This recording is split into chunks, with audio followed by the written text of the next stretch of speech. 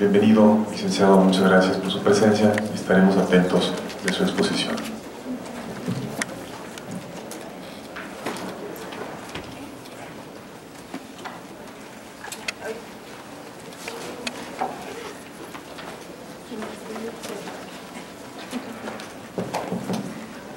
Bien, muchas gracias. Bienvenidos sean ustedes el día de hoy a este inicio de la jornada de trabajo que tenemos acerca de los talleres que refieren a la armonización contable.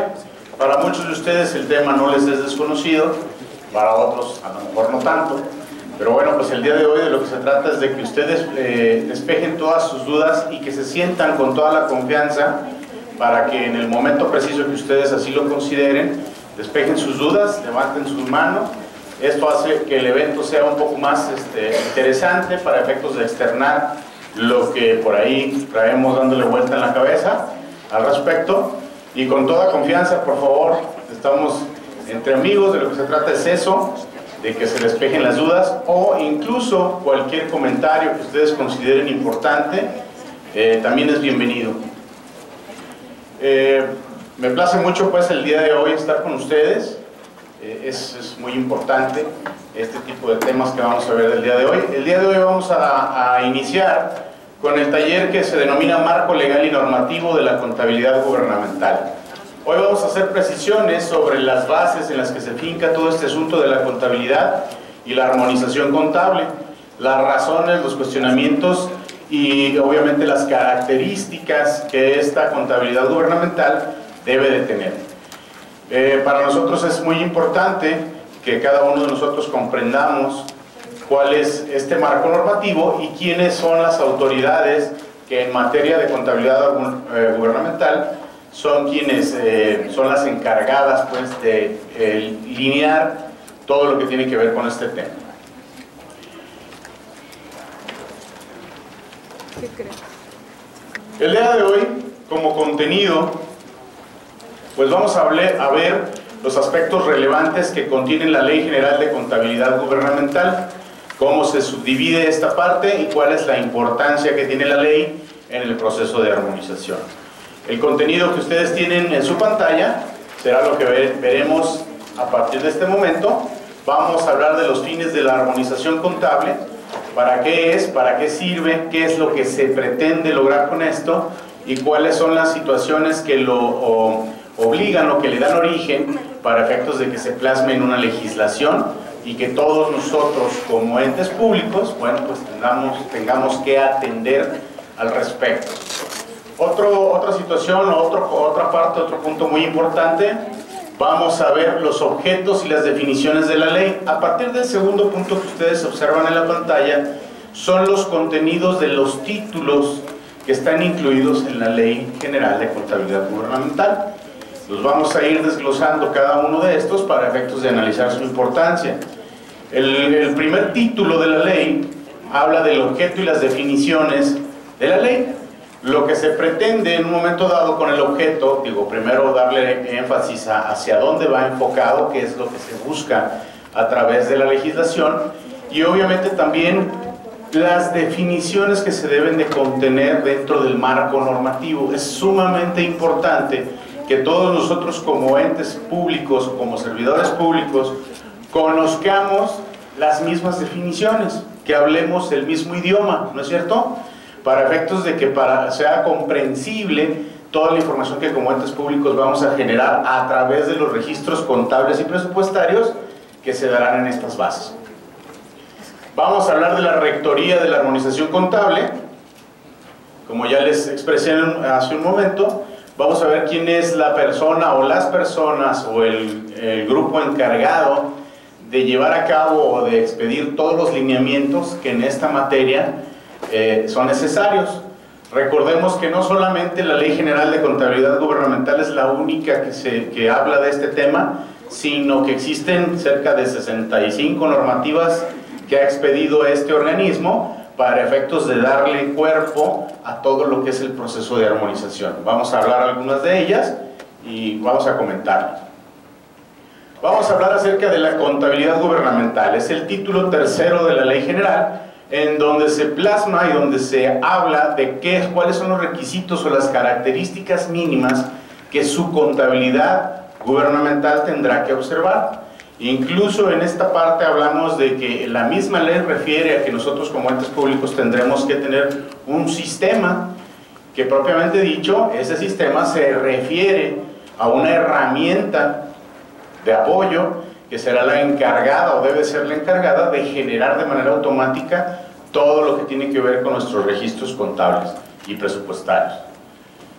Vamos a hablar acerca del título cuarto de la ley, que es la información financiera gubernamental y la cuenta pública. Es bien importante que comprendamos que a través del registro cotidiano que nosotros hacemos vez tras vez, día tras día, entonces nosotros podremos generar la información necesaria para efectos de poder tomar las decisiones pertinentes en base al ejercicio presupuestario.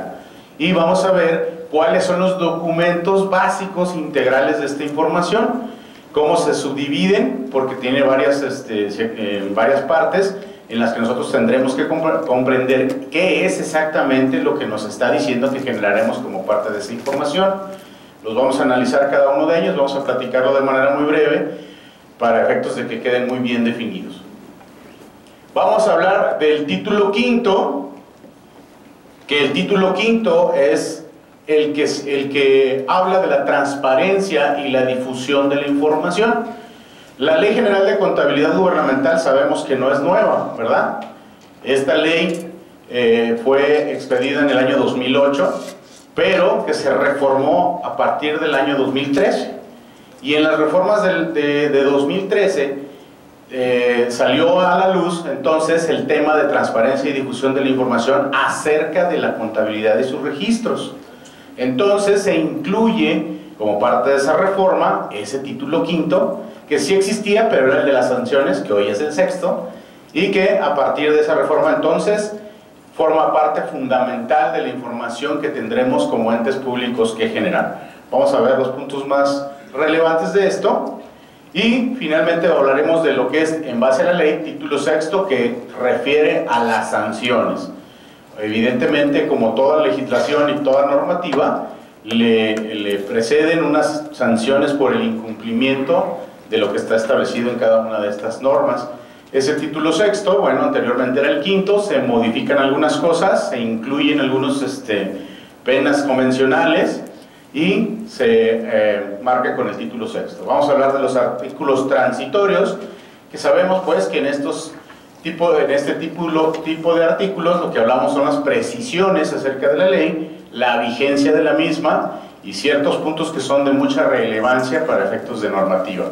Y finalmente hablaremos de la precisión de las prórrogas que se han otorgado, se han modificado a través del ejercicio de esta normatividad y que de alguna forma eventualmente se han modificado para efectos de darle cumplimiento puntual al respecto.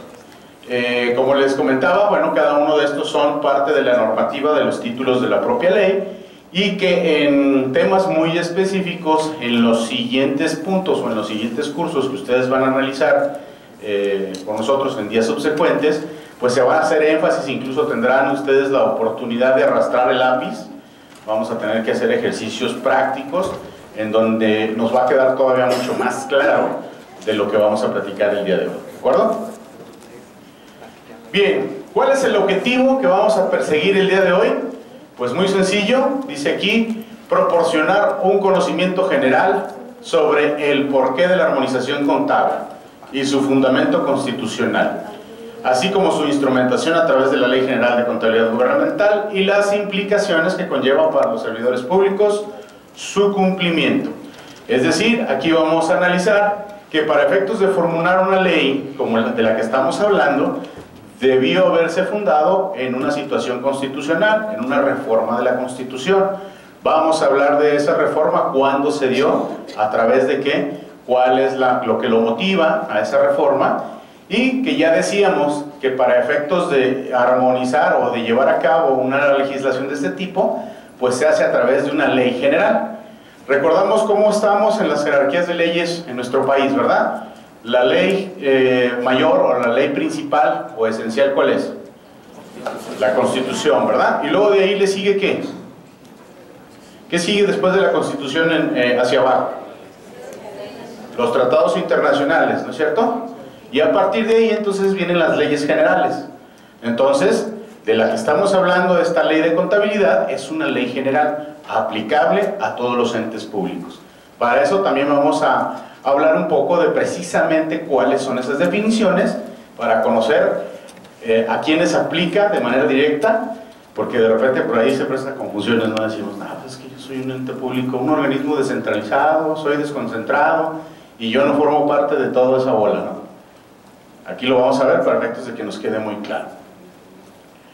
Entonces, ¿cuáles son los fines de la armonización contable? Dice aquí, primero, ¿qué motiva la reforma constitucional para la armonización? Pues lo que lo empieza a motivar es precisamente mejorar, dice aquí, la eficiencia del gasto y la rendición de cuentas. Sabemos muy bien que nuestro presupuesto de repente no tiene nada que ver con nuestros registros contables, ¿verdad que no? Una cosa corre por un lado y otra cosa corre por el otro, en honor a la verdad. Entonces, de lo que se habla en este tema de armonización y que motivó la reforma constitucional es precisamente eficientar ese gasto, ese presupuesto, que realmente se destine a los objetivos y a los proyectos que se tienen para su ejercicio. Y otra cosa, rendir cuentas. No solamente a las autoridades revisoras en esta materia, sino también a quién. A la población en general, ¿no es cierto? La población tiene todo el derecho de conocer precisamente en qué estamos gastando, para qué estamos gastando, quién lo está gastando, ¿no es así? Muy bien. Entonces, una de las motivaciones iniciales era homologar, o es homologar la contabilidad gubernamental en los 3 órdenes de gobierno. ¿Conforme a qué? A las mejores prácticas internacionales. Hay que recordar que día a día México se va acomodando o va tomando lugar a nivel internacional en la situación económica, ¿verdad? Incluso México forma parte de muchos tratados internacionales con diversos países, que de alguna forma también esto ejerce una cierta presión para nuestro país, para efectos de conformarse a una administración pública mucho más organizada, mucho más eficiente, ¿no?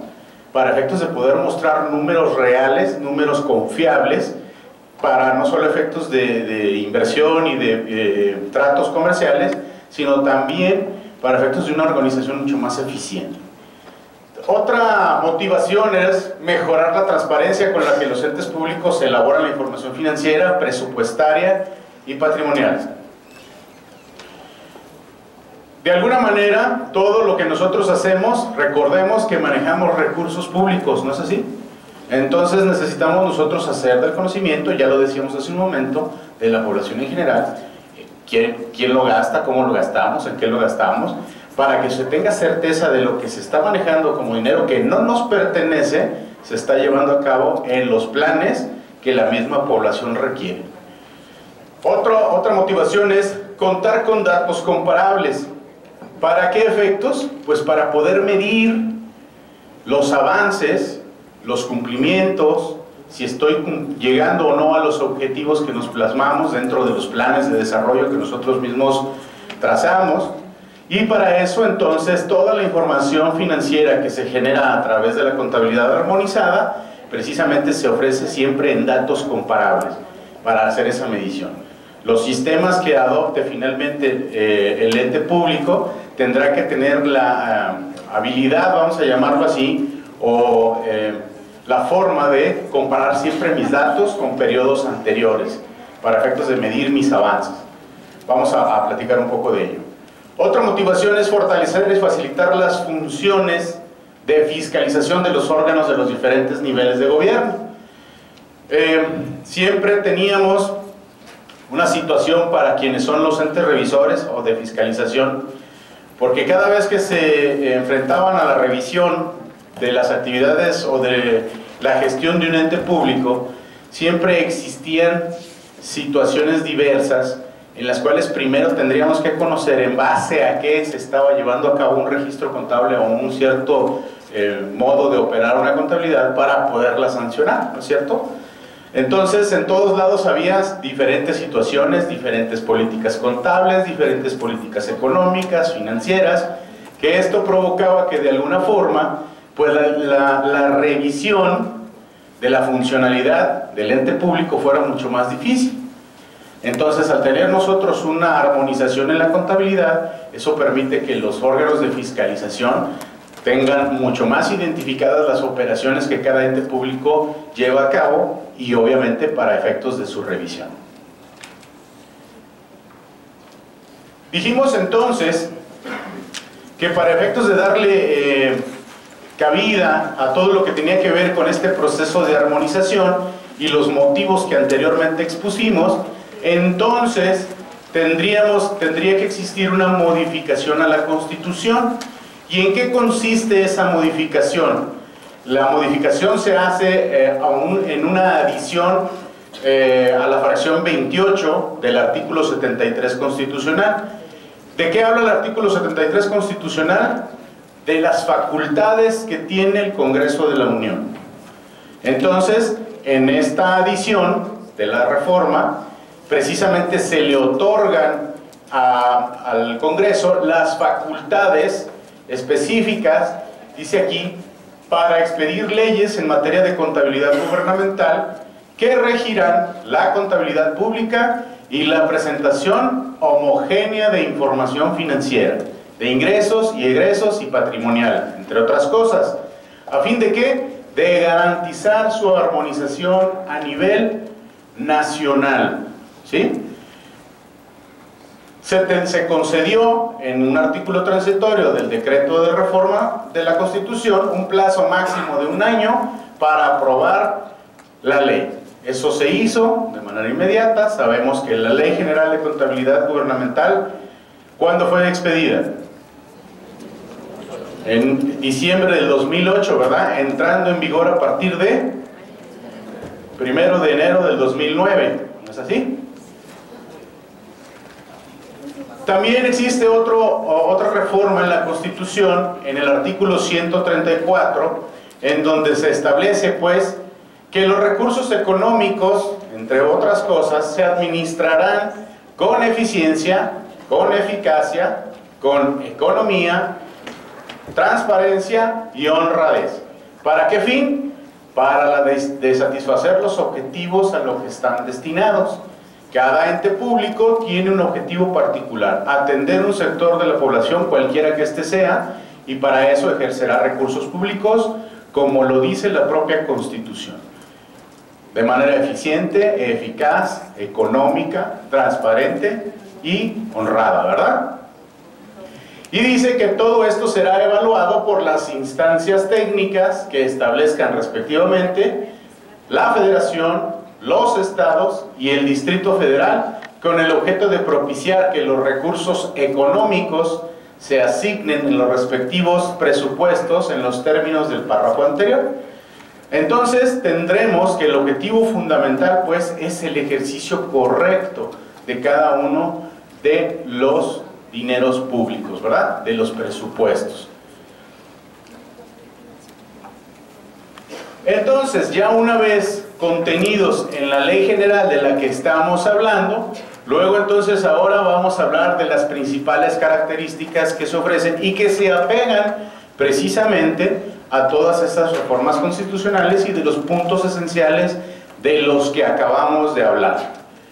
El primero de ellos dice que una de las principales características es que se comprendan o se establezcan criterios y líneas generales para el registro contable y para la emisión de la información contable y de cuenta pública.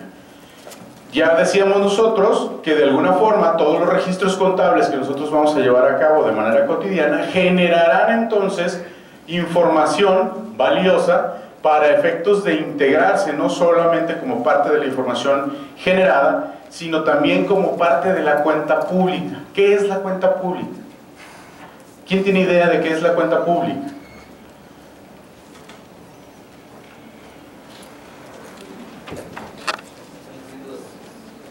estados financieros que conforman la contabilidad de un ente.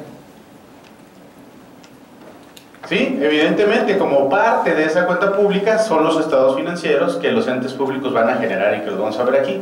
Pero la cuenta pública lo que hace es rendir cuenta sobre el ejercicio presupuestal que tiene ese ente, ¿verdad? ¿Ante quién? Ante las autoridades competentes. ¿Quién es la autoridad que revisa una cuenta pública?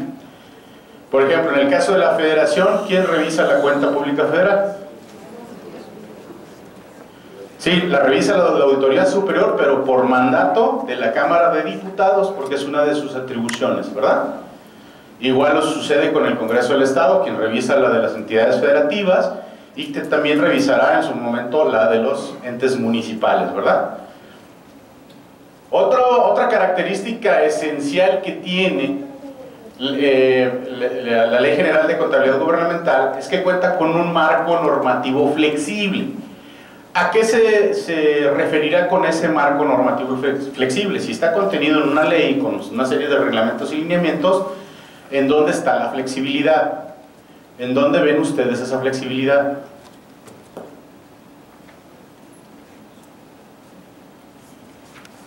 En que la mayor parte de esas normativas que son expedidas como respaldo de la ley general, cada una de estos marcos normativos se adapta a las necesidades que tiene el ente público, cualquiera que éste sea, del nivel de gobierno que éste sea. Es decir, que siempre la normativa se establecerá como un ejemplo a seguir, del cual el ente público tomará lo que le es necesario para su correcta administración y lo demás pues no será parte esencial de él, ¿verdad? A eso se refiere. Otra característica importante es que hace mucho énfasis en el registro y evaluación del patrimonio del Estado. Anteriormente los bienes patrimoniales que conformaban parte del patrimonio de la entidad pues no eran fácilmente identificables, ¿verdad? Porque por ahí andaban bailando ciertas cosas. Bueno, dicen por ahí en el país de donde yo vengo sucede, no sé si aquí, pero eso pasa muy seguido, ¿no? De repente, oye, ¿y dónde está el bien fulano que se compró en tal tiempo? No sé, cambio de domicilio fiscal, X cosa, ¿no? Se perdió. Pero como no se llevaba un adecuado registro en base a esto, bueno, pues daba lo mismo que se encontrara o que no se encontrara, ¿verdad? Entonces hoy en día, precisamente, una de las características de la ley armonizada, o de la contabilidad armonizada, es llevar a cabo los registros y la evaluación de los bienes que forman parte del patrimonio de la entidad, que estén perfectamente identificados, y no solamente identificados, sino que estén perfectamente registrados en mi contabilidad. Vamos a hablar un poco de eso más adelante. Otra característica importante es que es un modelo contable promotor de las mejores prácticas nacionales e internacionales.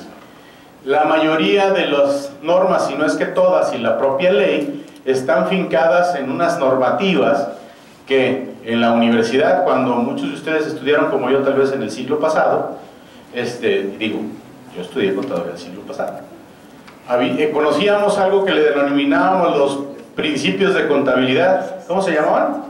Generalmente ignorados, ¿o cómo eran? Ok, entonces estos principios de contabilidad han ido cambiando con el paso del tiempo, ¿no es así? Luego los conocimos como los famosos boletines, ¿verdad? Y luego después de los boletines hoy los conocemos como normas internacionales o normas de información financiera, ¿no es cierto?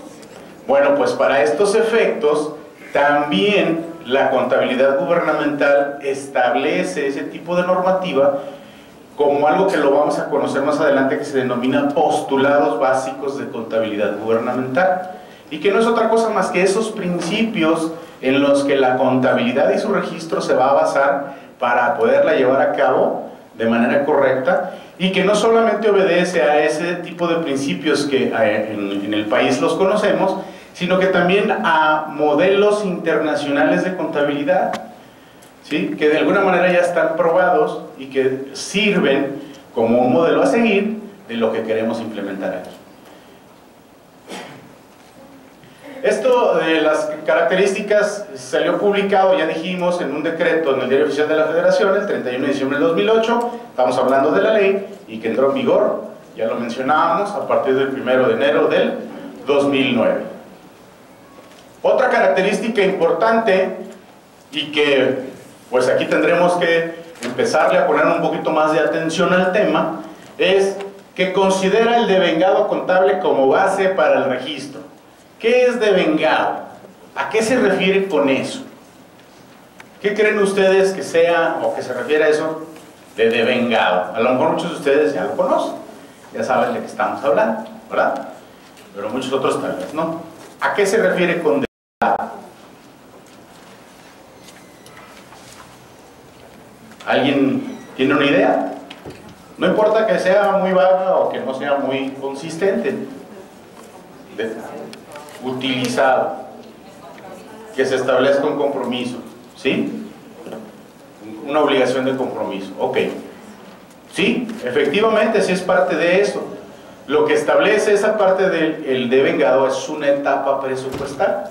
Es decir, que cuando yo esté ejerciendo el presupuesto, llegará un momento en donde independientemente de cuándo pague, cuándo sea el flujo de efectivo, yo ya habré realizado un gasto o ya habré recibido un ingreso. Es decir, es donde nace un derecho o una obligación para el ente público. Luego entonces ese derecho o esa obligación que nace en esa etapa del presupuesto, ¿dónde la tendré que registrar? Pues en la contabilidad, ¿no es cierto? En la contabilidad patrimonial, independientemente de la etapa presupuestal en la que esté. Ahorita lo vamos a determinar con más detalle.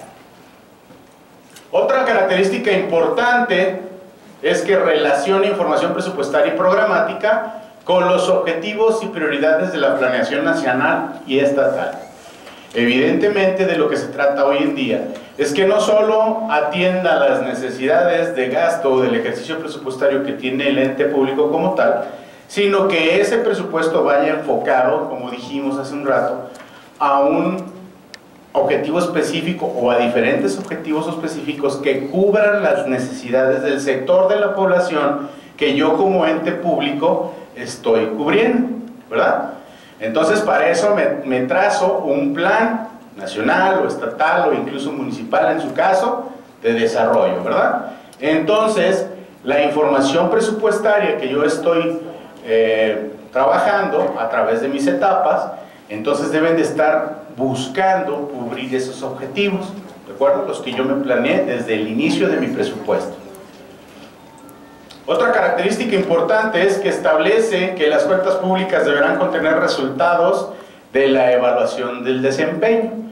No solamente tenemos la obligación de armonizar nuestra contabilidad y someterla a un principio de automatización entre el presupuesto y la contabilidad, sino que también tendré que evaluar la forma en cómo lo hice. Cada ejercicio, al término de cada una de las etapas de ese ejercicio, tendré que entonces elaborarme una evaluación de cómo me fue, cómo lo hice, para poder hacer en su caso un replanteamiento o aplicar o integrar otros objetivos además de los que ya me había plasmado, ¿de acuerdo? Bien, ¿cuáles son las ventajas que ofrece pues la armonización? Pues ya lo dijimos o ya mencionamos algunas de las características de la misma. Posibilita la comparabilidad de la información contable. Ya decíamos que hoy en día una de los motivos que se buscaban con la armonización era evidentemente contar, dijimos, con datos comparables, ¿no es cierto? ¿Para qué? Pues para poder medir efectivamente y poder evaluar el desempeño de mi ente público. Otra ventaja es la base de un lenguaje financiero común entre gobiernos.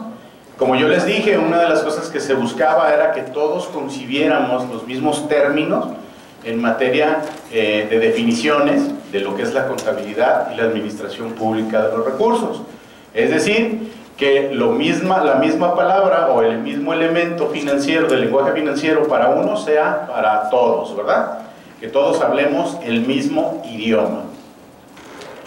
Otra ventaja que propicia la uniformidad de estructuras de las cuentas públicas, evidentemente, al tener una contabilidad armonizada y hablar el mismo idioma, luego entonces definimos cada una de su estructura como parte de la cuenta pública igual, ¿verdad? Y luego facilita la fiscalización, pues esta contabilidad una vez armonizada, pues evidentemente se convierte en una situación mucho más fácil para los entes revisores el poder llevar a cabo pues la fiscalización de los presupuestos de los entes públicos. Otra ventaja, permite a la sociedad acceder a la información pública, muy importante. ¿Por qué? Pues porque hoy en día sabemos que más y más la población está más interesada en los quehaceres públicos que antes. Hoy sí la gente busca ver cómo se ejercen los presupuestos de los entes públicos y no solamente de aquellos en el lugar donde vivimos, sino también de aquellos entes públicos con los que interactuamos, como es el caso de nuestra universidad, ¿no es así? Otra ventaja, pues favorece el acceso a los mercados financieros. Evidentemente, imagínense, anteriormente, cuando nuestro país quería acceder a un financiamiento internacional para ofrecer... ¿Qué pasa cuando vamos a un banco con una empresa y pedimos un crédito? ¿Qué es lo primerito que nos piden? Estados financieros, ¿no? Para efectos de elaborar un análisis de la solvencia y de todo eso de nuestra empresa, ¿no? Imagínense cuando el país iba a pedir un financiamiento internacional para efectos de poder consolidar información real de todo el país. Yo quería ver al valiente que quisiera hacerlo, ¿verdad? Obviamente que íbamos a plasmar ahí pues puras mentiras, porque realmente no teníamos la información real, ¿verdad?, que fuera parte de eso. Entonces, ¿qué sucede? Que hoy en día la armonización y todo su proceso normativo sí permite que se consolide la información necesaria para poder acceder a ese tipo de mercados, ¿verdad? No solamente con los financiamientos internacionales, sino también con socios comerciales de otros países, que le permita pues al nuestro ofrecer información financiera confiable.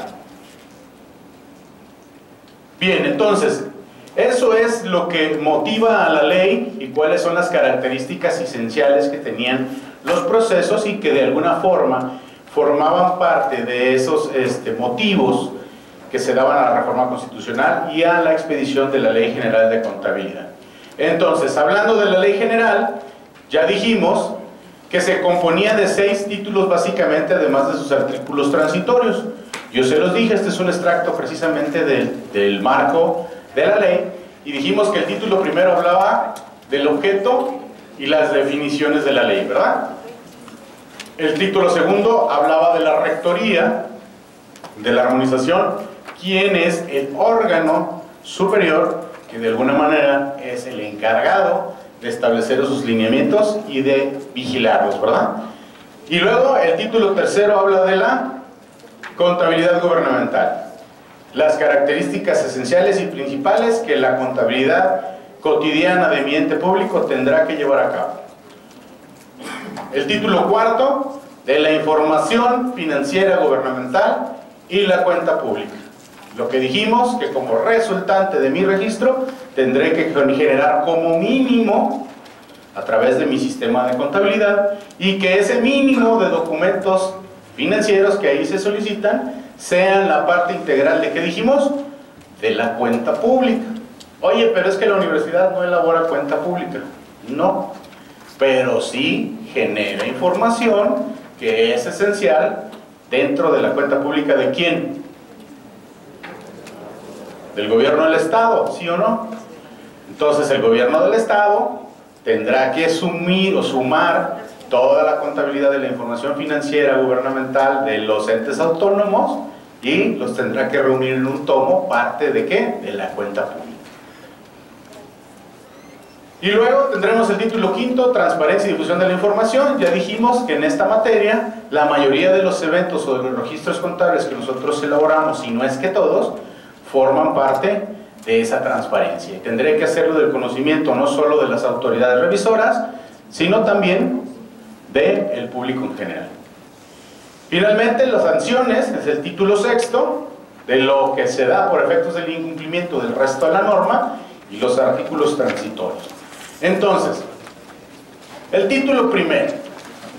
Hasta aquí donde vamos, ¿hay alguna duda, algún comentario que quieran añadir?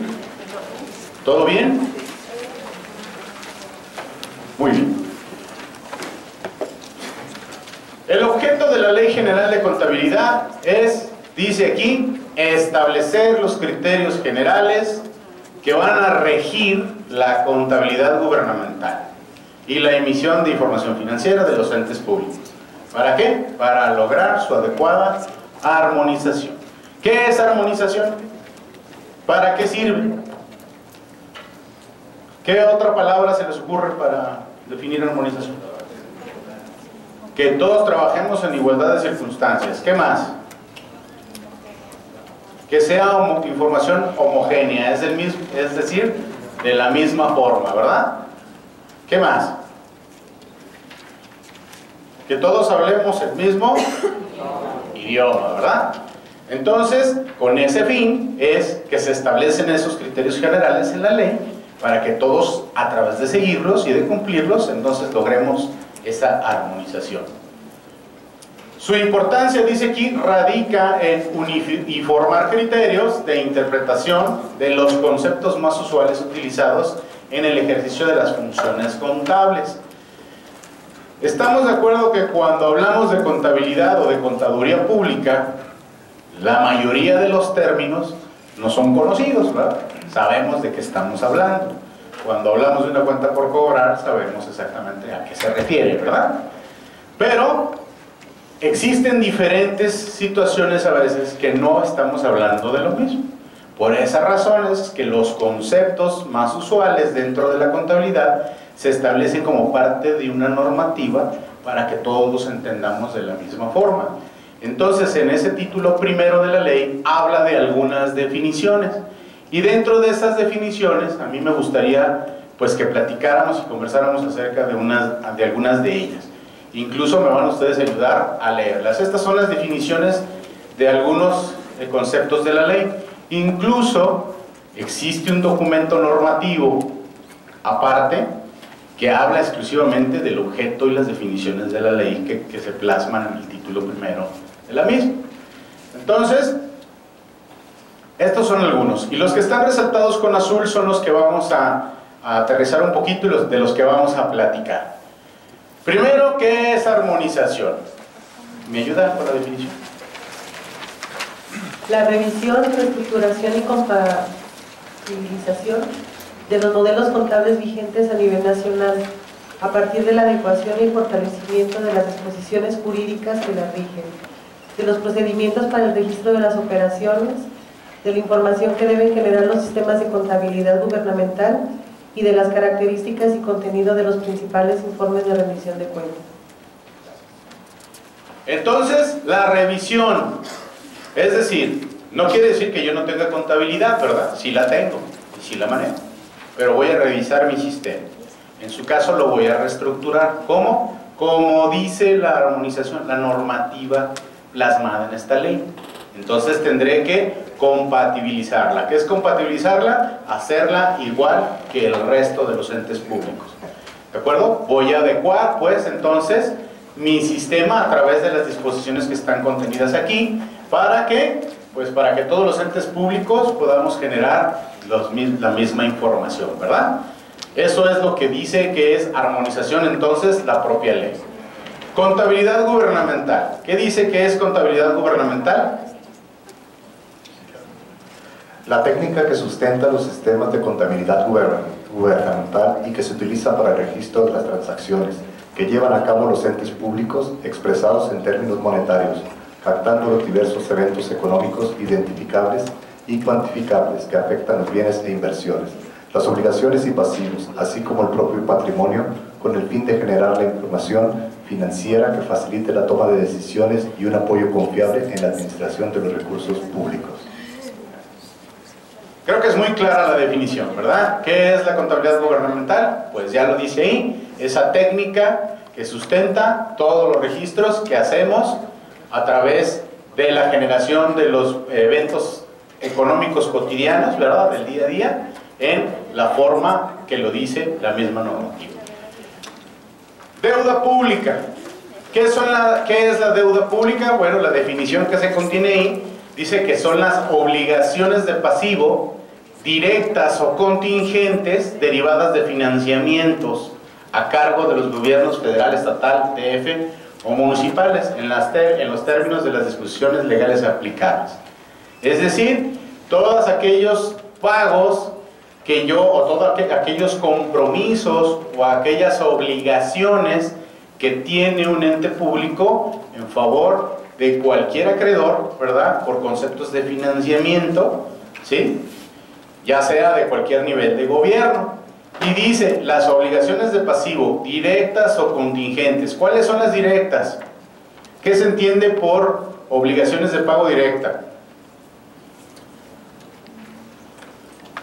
¿Qué será? ¿Y qué serán contingentes? Directas son aquellas que son reales, ¿no? Que se tienen de verdad registradas como parte de una obligación del ente público, algo real. Y una contingente, que puede ocurrir o no, no es real al momento, no afecta financieramente al ente en el momento de su registro. Pueden cancelarse en el futuro o pueden convertirse en un pasivo real, ¿no es cierto? Bien, entonces, todo lo que se refiere a la deuda pública precisamente tiene que ver con esas obligaciones directas o contingentes que tenga un ente público. ¿Qué es? Pero entonces todos vamos a preguntar, bueno, ¿y qué es un ente público según la ley? ¿Me aplica o no me aplica? Los poderes ejecutivo, legislativo y judicial de la Federación y de las entidades federativas, los entes autónomos de la Federación y de las entidades federativas, los ayuntamientos de los municipios, los órganos público-administrativos de las demarcaciones territoriales del Distrito Federal y las entidades de la administración pública paraestatal, ya sean federales, estatales o municipales. Entonces, de acuerdo a esta definición, ¿quiénes son los entes públicos? Como dice el chiste de las monjitas, dijeron que a todas sí se lo saben, ¿verdad? Entonces todos, aquí estamos hablando de los tres poderes, ¿no es cierto? De los poderes ejecutivo, legislativo y judicial de la Federación y las entidades federativas, ¿verdad? De todo lo que tiene que ver con las demarcaciones territoriales del Distrito Federal, ¿verdad? Y que todo lo que tiene que ver con los ayuntamientos de los municipios y no solamente las organizaciones de gobierno directo, sino también, ¿qué dice aquí? La administración pública paraestatal. ¿Quién compone la administración pública paraestatal? De los tres niveles. Tenemos a los organismos públicos descentralizados, ¿no es cierto? Desconcentrados. ¿Qué más? Los fideicomisos con estructura orgánica, ¿sí? Y las empresas de participación estatal mayoritaria, ¿verdad? Entonces, dijeron que todos, de los tres niveles de gobierno. ¿Por qué hacemos énfasis en la definición de ente público? Porque siempre la normativa, desde la ley, dice, los entes públicos deberán, el ente público estará obligado a, los entes públicos tendrán, ¿verdad? Entonces, cuando esa parte aparece en la legislación de la contabilidad armonizada, ya sabemos a quién se refiere como ente público, ¿no? Gasto comprometido. Este es bien importante que lo tengamos conceptualizado. ¿Qué querrá decir gasto comprometido? El momento contable del gasto que refleja la aprobación por autoridad competente de un acto administrativo u otro instrumento jurídico que formaliza una relación jurídica con terceros para la adquisición de bienes y servicios o ejecución de obras. En el caso de las obras de ejecutarse o de bienes y servicios a recibirse durante varios ejercicios. Y el compromiso será registrado por la parte que se ejecutará o recibirá durante cada ejercicio. Entonces, el gasto comprometido se refiere a una etapa del presupuesto de egresos. Dijimos que el presupuesto se manejaba en etapas, ¿verdad? Tanto de ingresos como de egresos. Entonces, en el egreso, este gasto comprometido representa una etapa específica. ¿Cuándo? cuando yo establezco la relación con un tercero. ¿Cuándo es eso? Cuando firmo un contrato, cuando hago un pedido, cuando hago una requisición, cuando expido una orden de compra. Entonces, en ese momento, al establecer una relación con un tercero y que obviamente está avalada por una autoridad competente, quien quiera que ésta sea, si es el director del área de compras, si es el director del área de adquisiciones, es incluso el rector del centro universitario, como quiera que se maneje esta parte, entonces en ese momento tengo una etapa de mi presupuesto que se denomina gasto comprometido. No nace ninguna obligación, ¿verdad que no? Porque ni me he entregado nada, ni he recibido nada, ni he pagado nada.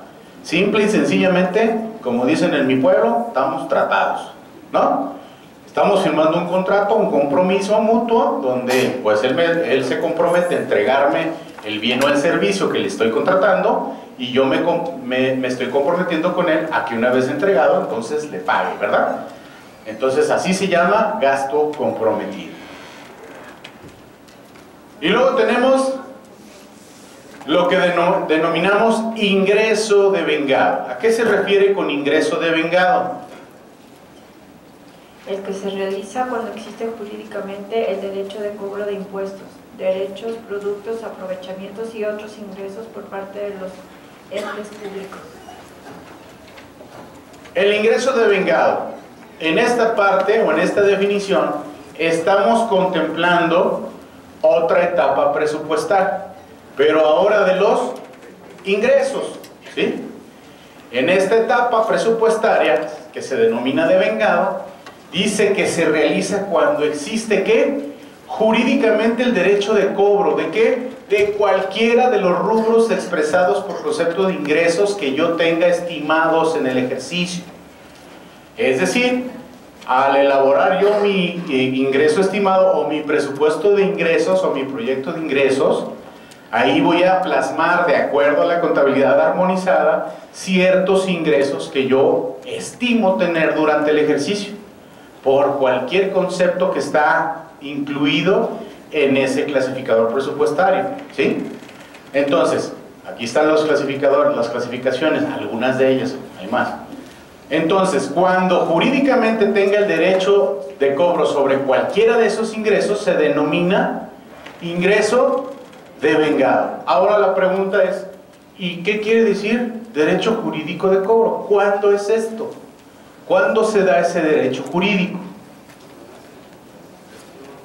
Cuando nace una obligación, más bien un derecho para el ente público, ¿verdad? Una obligación para quienes me van a pagar, ¿no es así? Y eso se determina conforme a lo mejor una fecha de vencimiento. En el caso, muy a ejemplo, en el caso de los entes municipales o de los municipios, sabemos que cobran un impuesto que se denomina impuesto predial, ¿verdad? El impuesto predial, ¿cuándo el municipio tiene derecho jurídico de cobro sobre ese impuesto predial? ¿Cuándo es? Cada año se expiden boletas de cobro, ¿no? Y todos los que tenemos alguna propiedad pagamos cada año ese impuesto, ¿sí? Pero pues las boletas se emiten a partir del 1 de enero del año, ¿no? Entonces ahí tienen el derecho jurídico de cobro, ¿sí? O sea, yo puedo ir con el contribuyente el día 5, 30 de enero, es más, 15 de febrero, tocarle la puerta y exigirle, págame, porque yo ya tengo un derecho. Depende de la fecha del vencimiento que yo mismo establecí en la ley, ¿verdad? Entonces, el derecho jurídico en Jalisco o en algunos municipios de la zona metropolitana de Guadalajara, ese derecho jurídico se tiene después del primer trimestre.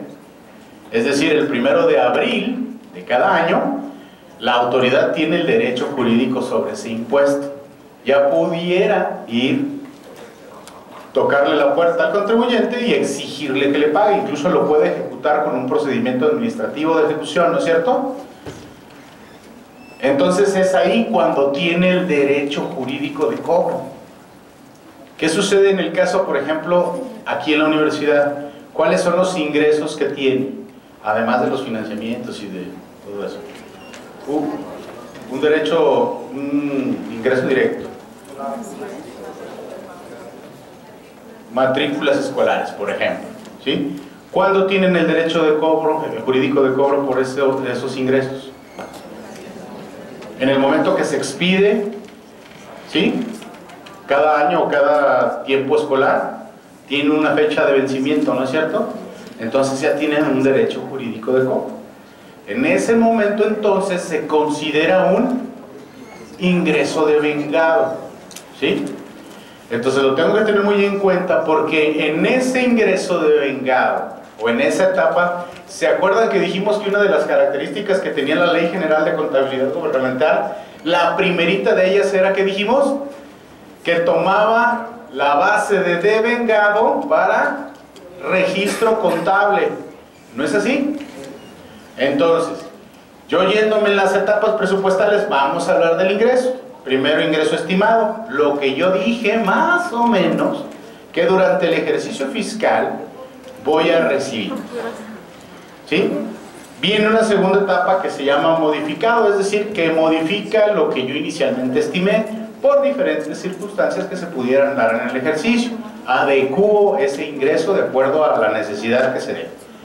Y luego viene la etapa devengada, es decir, cuando ya tengo el derecho jurídico de cobro sobre la estimación que yo hice. Eso es presupuesto. Y cuando se devenga y tengo el derecho jurídico de cobro, nace contablemente o patrimonialmente un derecho que tiene el ente público sobre esos ingresos. Entonces ahí se vincula con la contabilidad, ¿no? En ese momento yo hago un asiento contable, registro contra ingresos, el tipo de ingreso que se trate, contra un derecho. ¿En dónde registro los derechos en la contabilidad? En los activos, ¿no es cierto? Es un activo circulante, a corto plazo.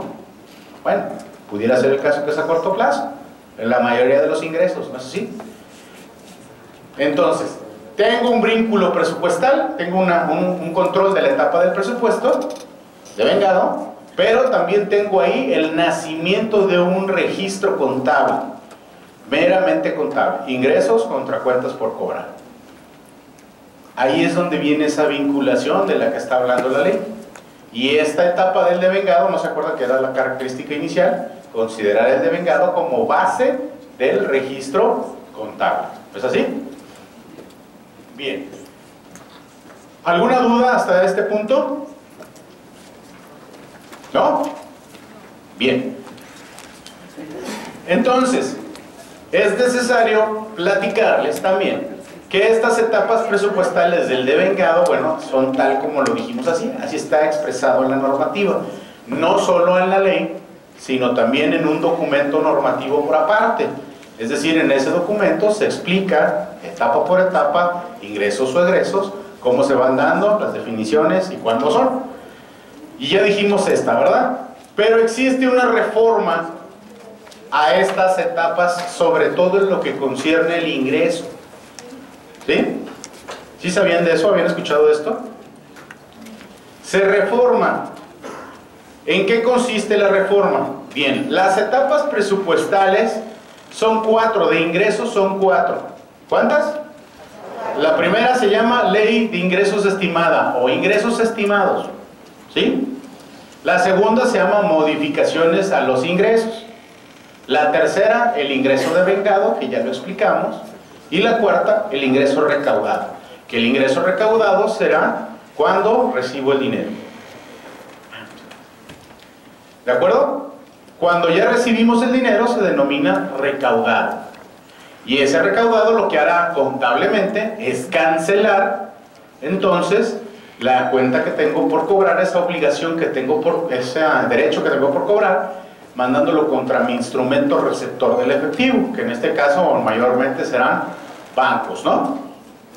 Bien, entonces en esas etapas se ven modificadas mediante un documento que se expide el 8 de agosto del año 2013 y que será necesario que ustedes lo consideren siempre para efectos de sus ingresos. ¿En qué consiste esa modificación o esa reforma? En que hablando, dice aquí, de los ingresos presupuestarios, ahorita vamos a definir qué son los ingresos presupuestarios, se deberá de registrar el ingreso devengado y el ingreso ¿qué? Recaudado de manera simultánea. ¿Cuándo? Al momento de la percepción del recurso, salvo los ingresos por venta de bienes y servicios y aportaciones. ¿Ok? Pero para poderlo entender mejor, ¿qué son los ingresos presupuestarios? Los ingresos presupuestarios son aquellos que se denominan dentro de los ingresos que tienen los entes públicos directos. Los impuestos, los derechos, los productos, los aprovechamientos, las contribuciones por horas, los ingresos por cuotas de seguridad social. Todos esos se denominan ingresos presupuestarios. Pero en el caso de los organismos públicos descentralizados, tienen mayormente ingresos por algo que se denominan venta de bienes y servicios. ¿Sí? Y en el caso de las ventas de los bienes y servicios y de las aportaciones, esa reforma no aplica, queda como la explicamos originalmente, en su etapa convencional. Cuando nazca el derecho jurídico de cobro, entonces tenemos un devengado. Y cuando lo recaude, que reciba el dinero, entonces es recaudado. ¿Sí? Y por eso en ese documento reformatorio lo explica, y así dice: para el caso de los ingresos por venta de bienes y servicios, se deberá de registrar el devengado a la emisión de la factura o de conformidad con las condiciones pactadas en los contratos correspondientes o en las reglas correspondientes, y el recaudado al momento de la percepción del recurso. En referencia a los ingresos por aportaciones, y yo refiero a aportaciones, se deberá registrar el devengado al momento del cumplimiento de las reglas de operación y de conformidad con ¿qué? Con los calendarios de pago, y el recaudado hasta que yo reciba la lana, ¿no? En eso consiste esa reforma. Si yo recibo como ingresos aportaciones que vienen tal vez del gobierno federal o del gobierno del estado, hay un calendario de pagos, ¿no es cierto? Entonces, como se va dando ese calendario de pagos, será devengado. Ahí nacen los derechos y se registran en una cuenta por cobrar. Y una vez que me depositan ese dinero en el banco, entonces se denomina recaudado y se cancela esa cuenta por cobrar mandándola al banco. ¿Dudas? ¿Hasta aquí? ¿No? Muy bien.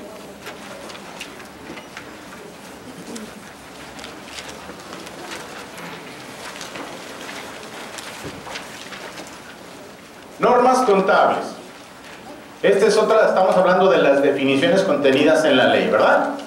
Dice, normas contables son los lineamientos, metodologías y procedimientos técnicos dirigidos a dotar a los entes públicos de las herramientas necesarias para registrar correctamente las operaciones que afecten su contabilidad, con el propósito de generar información veraz y oportuna para la toma de decisiones y la formulación de estados financieros, institucionales y consolidados. ¿Ok? La definición es muy clara, pero ¿a qué se refiere? ¿Cuáles son esos lineamientos, metodologías y procedimientos técnicos? Recordemos que a toda ley fiscal, ¿no es cierto? ¿Qué sucede cuando se aprueba la ley de ingresos de la Federación? ¿Cuál es la primera ley que sale por ahí, que figura y levanta su manita y dice, aquí estoy? A raíz de la ley de ingresos, aquí estoy. La ley del impuesto sobre la renta, ¿no es cierto? Es la primera ley fiscal que dice aquí, que brilla, ¿no? Porque es la que establece mayormente los ingresos que recibe la Federación. Y en esa ley se establece siempre el qué tenemos que hacer, el qué se tiene que hacer, ¿no es cierto? En materia de ese impuesto. Pero ¿quién nos dice cómo? El reglamento. Existe siempre un reglamento, ¿no es así? Existe un reglamento para la ley del ISR, existe un reglamento para la ley del IVA, un reglamento incluso para el código, ¿no es cierto? Entonces, en la Ley General de Contabilidad no existe un reglamento como tal, pero sí existen una serie de documentos normativos y metodologías y procedimientos técnicos que de eso se encargan. Y esos documentos por separado le dan forma y cuerpo a la ley y a la legislación. ¿Sí? A eso se refiere con esta parte. ¿De acuerdo? Lo vamos a ver. Quienes incluso los encargados de establecer o de emitir esos lineamientos contables, esas normativas. Plan de cuentas. Este es importante. El documento en el que se definirá los dos primeros agregados a los que deberán alinearse las listas de cuentas que formularán los entes públicos. Gracias. Bien, esto más que en materia de definición, va en una situación técnica que todos tendremos que hacer por igual, y esto es importante. El plan de cuentas, luego entonces, es un documento que está contenido dentro de una normativa, el cual expresa de manera muy puntual cuáles son las cuentas contables que yo tendré que utilizar. Dijimos que íbamos a hablar el mismo idioma, ¿no? Y dijimos que íbamos a armonizar, homogeneizar nuestra normativa y nuestro proceso contable, ¿no es así? Entonces, ¿qué vamos a hacer? Vamos a utilizar todas las mismas cuentas contables. Es decir, dentro de este documento denominado Plan de Cuentas, es un ejemplo de todo el universo de cuentas contables, es decir, un catálogo de cuentas, en el cual yo voy a utilizar las que yo como ente público necesite utilizar. De ahí las voy a tomar. Y se establecen en dos agregados, ¿sí? Ahorita los vamos a revisar para efectos de que quede un poquito más claro, que lo van a ver más a detalle más adelante en otra ponencia. Entonces, estas listas se van a formular de acuerdo, las listas de las cuentas que ustedes utilizarán como entes públicos serán obtenidas de ese plan de cuentas. ¿Dónde está el plan de cuentas? Por aquellos que digan, pues yo quiero verlo, ¿no? Está dentro de un documento normativo que se denomina Manual de Contabilidad Gubernamental, expedido en el año 2010, en noviembre. En ese Manual de Contabilidad Gubernamental precisamente están diferentes indicaciones que tendremos que atender para efectos de nuestra contabilidad. Y una de ellas, y la inicial, aparte de la normativa y de cómo se configuran los sistemas y todo eso, es el plan de cuentas. Y viene todo listado de esas cuentas, una por una. Y viene no solamente el listado y el nombre de la cuenta, sino la configuración de esa cuenta y las definiciones, que se los digo de antemano, tendrán que atenderlas, porque en las definiciones nos vamos a perder si no las atendemos de manera correcta. Ahorita les ponemos algunos ejemplos. El segundo es el grupo, y luego viene un segundo agregado que ya define el rubro en el tercer dígito y la cuenta en cuarto dígito, y la subcuenta en un quinto dígito según el caso. ¿Qué quiere decir eso? Que todas las cuentas, por lo menos hasta el cuarto nivel en unas y el quinto nivel en otras, ahorita les digo cuáles y cuáles, tendré que yo respetar la misma numeración y los objetivos, la definición y el nombre de la cuenta que está en el plan de cuentas expedido en el manual de contabilidad. No le puedo cambiar el nombre, no la puedo modificar, no le puedo agregar y en algunos casos no las voy a poder quitar. Podré colgar después del quinto nivel la subcuenta en este caso, o la subcuenta si fueran cuentas de cuarto nivel, que yo necesite para mi control. ¿A qué me refiero? Aquí tienen ustedes, por ejemplo, caja. La subcuenta puede ser la 2, bancos. ¿Todos tendremos bancos? ¿Pero qué voy a desagregar yo en base a mi necesidad? Pues a lo mejor tengo 20 cuentas bancarias con 5 bancos diferentes. Entonces, yo desagrego una subcuenta que refiere al banco y una subcuenta que refiera a la cuenta específica. Pero activo circulante, efectivo y equivalentes, efectivo y bancos, es lo mismo para todos. ¿De acuerdo? Eso es respetar el nivel de armonización del plan de cuentas. Y para eso dijimos que el primer agregado comprendía un primer dígito que se denomina género. Y todos los géneros del plan de cuentas son los que ustedes tienen en la pantalla. Son 9 géneros. El primero de ellos se denomina activo. Evidentemente, como todas las cuentas contables y en base a una contabilidad que obedece a prácticas internacionales, sabemos que así lo hace, ¿no? Tenemos un primer género denominado activo, que este es el que registra la disponibilidad que tiene el ente público, ¿verdad? Es decir, los derechos que éste contiene. ¿No es así? De aquí se desprenden, dijimos, era género, y luego el segundo dígito era grupo, y luego el rubro, ¿no? De los grupos del activo, ¿cuáles se desprenden? 2 nada más. El activo circulante y el no circulante.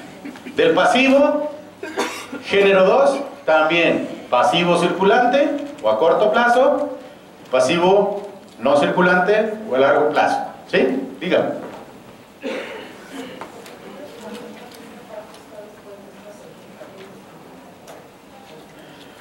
Lo que pasa es que este forma parte de un material que van a ver la próxima mañana. Sí, lo van a burlar, pero ya de hecho, y de hecho van a hacer un ejercicio ahí de una integración de un plan de cuentas. Yo nomás lo estoy... Les platico esto y qué bueno que lo comentan.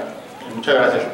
El punto es que para efectos de la presentación que ustedes están viendo ahí, esta parte del material no la tienen ustedes ahí, en el suyo. ¿Por qué no? Porque esto forma parte del curso del día de mañana, así como ustedes lo tienen ahí. Yo lo estoy haciendo para efectos de darles una explicación más amplia en este momento. Sí, pero no se preocupen. Lo van a aterrizar ahí, ¿de acuerdo? Y luego tenemos otro género que se denomina hacienda pública o patrimonio, que ya sabemos que es la diferencia o el resultante de la diferencia entre los dos primeros, ¿verdad?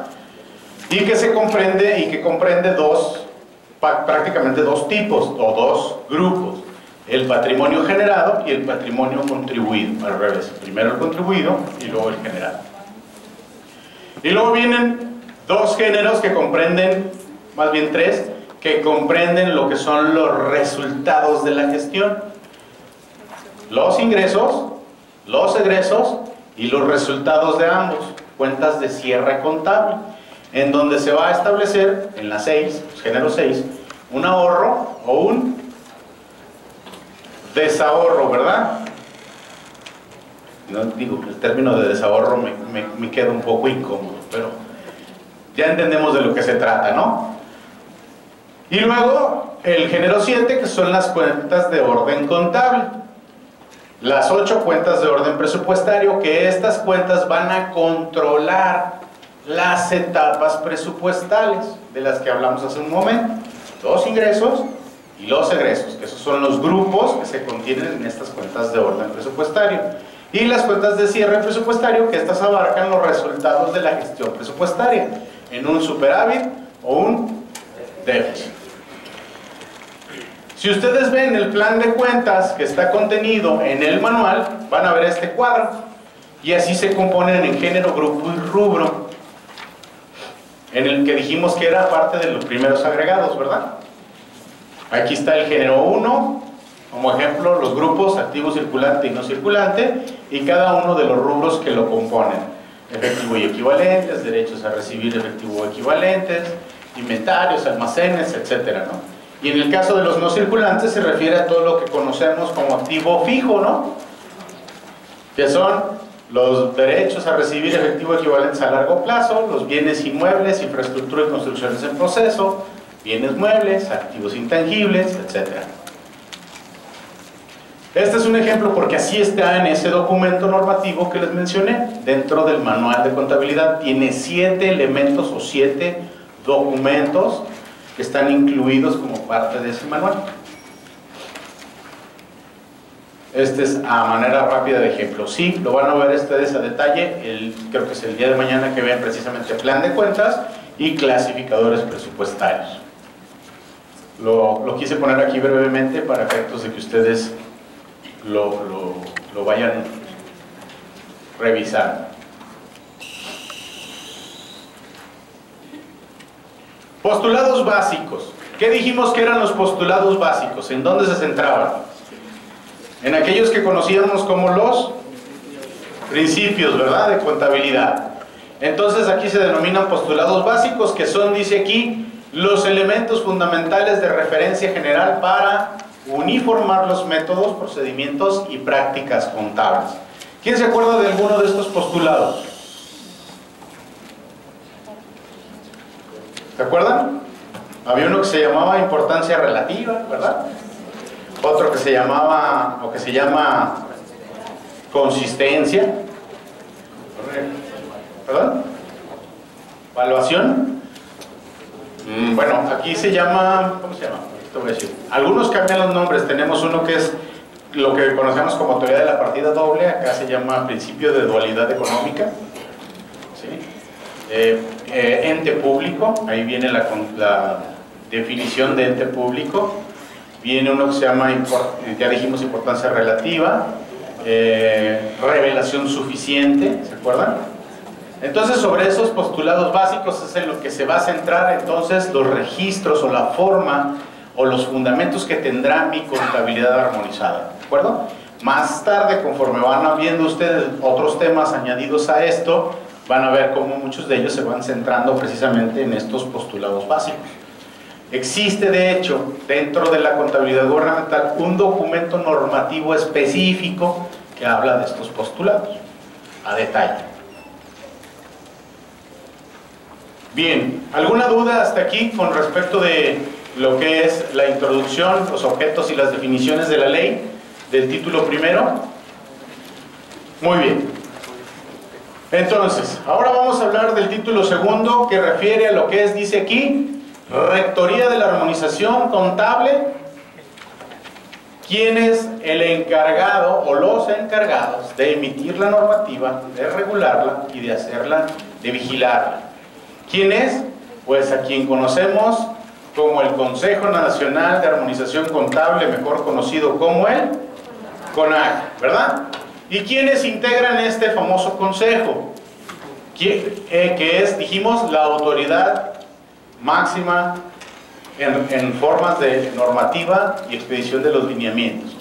Pues estará compuesto de 8 representantes de la Federación, 4 representantes de entidades federativas y 2 representantes municipales.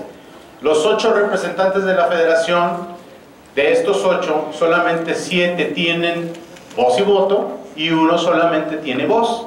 Es decir, puede opinar, pero no puede sancionar. ¿Quién es? El secretario técnico, ¿verdad? Tenemos 8 representantes de la Federación que están compuestos por, primeramente, el secretario de Hacienda, ¿verdad? Él es el primer integrante de los 8 representantes. Y luego tenemos al subsecretario de Egresos, al subsecretario de Ingresos, al subsecretario de Hacienda, al tesorero de la Federación y al titular de la Unidad de Coordinación de Entidades Federativas. Y luego tenemos al secretario de la Función Pública, al secretario técnico, que es de la Unidad de Contabilidad Gubernamental de Información y Gestión Pública, que dijimos que este tenía voz, pero no tenía voto. Y dice aquí un renglón hasta abajo que se procure invitar al titular de la Auditoría Superior de la Federación.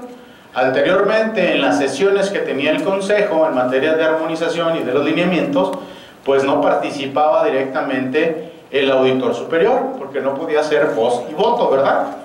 Pero luego se reconoce la necesidad de invitarlo. ¿Para qué efecto? Pues de que conozca las normas, ¿no?, que se están emitiendo. ¿Qué va a revisar si no sabe qué tiene que revisar? Entonces se extiende la invitación a no ser obligatorio, ni tampoco forma parte del Consejo, pero sí se le invita para efectos de conocimiento de la normativa en la expedición. Y luego dijimos 4 representantes de las entidades federativas. Cada uno de los estados está representado por estos 4 grupos: Coahuila, Hidalgo, Michoacán y Guerrero, que son sus gobernadores de esos estados, y que cada uno de ellos representa a 2 grupos de las entidades federativas. Ahorita vemos la composición de los grupos. Y 2 representantes municipales, el cual uno de ellos es del municipio de Naucalpan, Estado de México, y el otro es de Atlixco, Puebla. En base al artículo 8º, la integración del Consejo, se integra en la fracción sexta por 4 gobernadores, decíamos, de las entidades federativas, de los grupos a que se refiere el artículo 20, fracción tercera, de la Ley de Coordinación Fiscal, y conforme a lo siguiente, aquí está un gobernador de alguna entidad federativa integrante del grupo 1 y 3, un gobernador de alguna entidad federativa integrante de los grupos 2 y 4, de los grupos 5 y 7 y 6 y 8. Esos gobernadores cambian para efectos de la integración del Consejo o de la representación de sus grupos de las entidades federativas cada 2 años. ¿Sí? Y entonces, dice aquí que la comisión del artículo 20 habla de la integración de los miembros de la Comisión Permanente de Funcionarios Fiscales, y dice que las entidades que integren la Comisión Permanente serán elegidas por cada uno de los grupos que a continuación se expresan. El grupo 1 está contenido por Baja California Sur, Sonora y Sinaloa. Y ya dijimos que el representante de ellos era ¿cuál?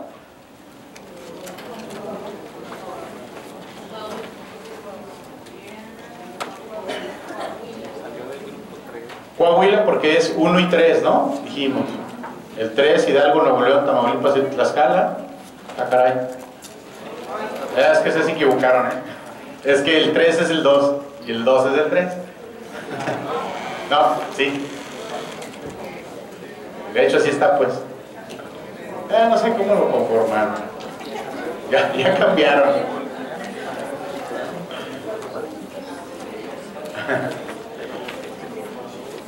Me voy a pegar al guión. Dice que el grupo 4, Aguascalientes, Colima, Jalisco y Nayarit. Bueno, sí sabía, Jalisco sí pertenece al grupo número 4. Guanajuato, Michoacán, Querétaro y San Luis Potosí, el grupo 5. Grupo 7, Chiapas, Oaxaca, Puebla y Veracruz. Grupo 6, DF, Guerrero, México. Bueno, en fin. Ahí están representados los estados de las entidades federativas, los cuales pues forman parte de esos representantes de las entidades federativas del Consejo y que forman parte de la Comisión Permanente de Funcionarios Fiscales. Y luego, para efectos de tomar decisiones normativas, el Consejo no actúa solo. Si definitivamente está integrado por miembros de la Comisión Permanente de Funcionarios Fiscales, federal, estatal y municipal, también recibe consejo o opinión de un comité consultivo. ¿Quiénes integran el comité consultivo? Primero, la integración son miembros de la Comisión Permanente de Funcionarios Fiscales, pero con excepción del secretario de Hacienda.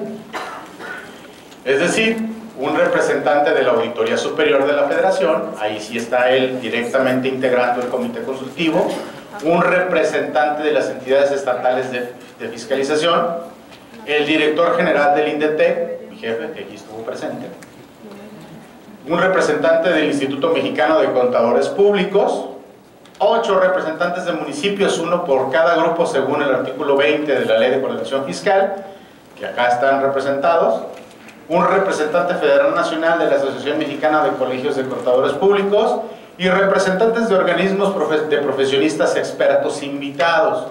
Es decir, estos son ya gente experta en las materias de contabilidad y legislación, que son quienes emiten opiniones sobre las decisiones normativas que toma el Consejo.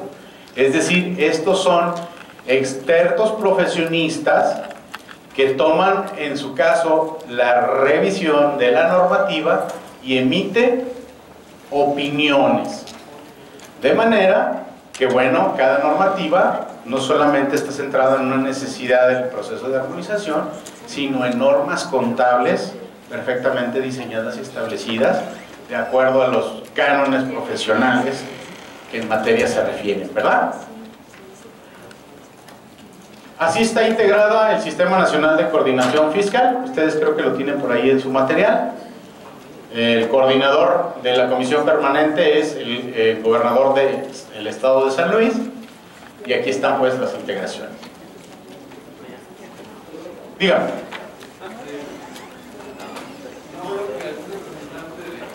De la Núñez, por ejemplo, ahí en el Consejo Consultivo. de la NUYES, de la Asociación Nacional de Universidades Públicas Estatales.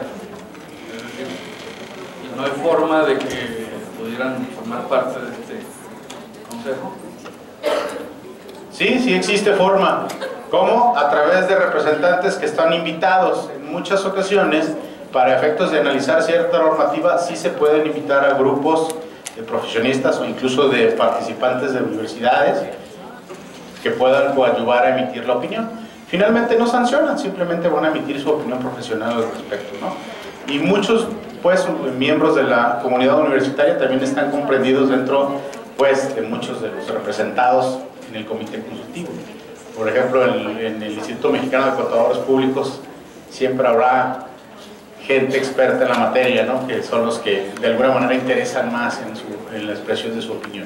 Pero sí son invitados, en algunas ocasiones, no siempre, ¿no? ¿Cómo es el proceso de emisión de las disposiciones de la normativa? Pues ahí tienen ustedes un diagrama de flujo de cómo se elaboran estas disposiciones o esta normativa.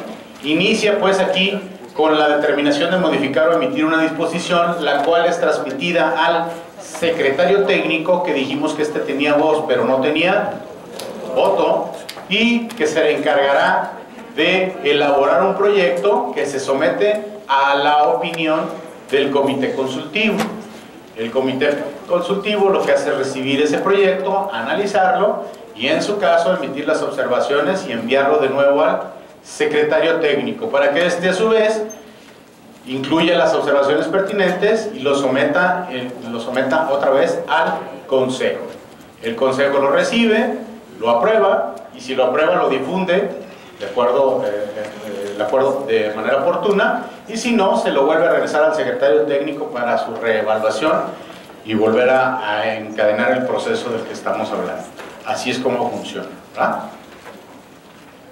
El proceso realmente es muy sencillo. El secretario técnico también puede tomar la determinación de la modificación, de una modificación o emitir una disposición, pero lo tendrá que someter, obviamente, al escrutinio del consejo y a la opinión del comité consultivo. Hay un efecto por incumplimiento de obligación a la armonización que está implícito o que está estructurado directamente en la ley, y es que la Secretaría de Hacienda, en el caso de las entidades federativas y los municipios, no los va a poder inscribir en el registro de obligaciones en préstitos para efectos de poderse endeudar, porque no han cumplido con la normativa de la ley. Esa es una sanción directa y no está contenido en sanciones, está en la normativa legal.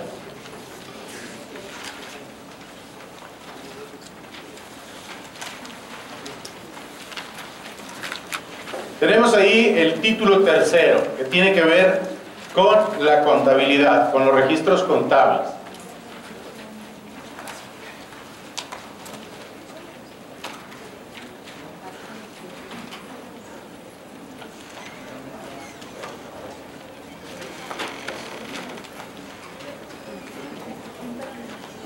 Bien, el título tercero entonces habla de lo que es la contabilidad gubernamental.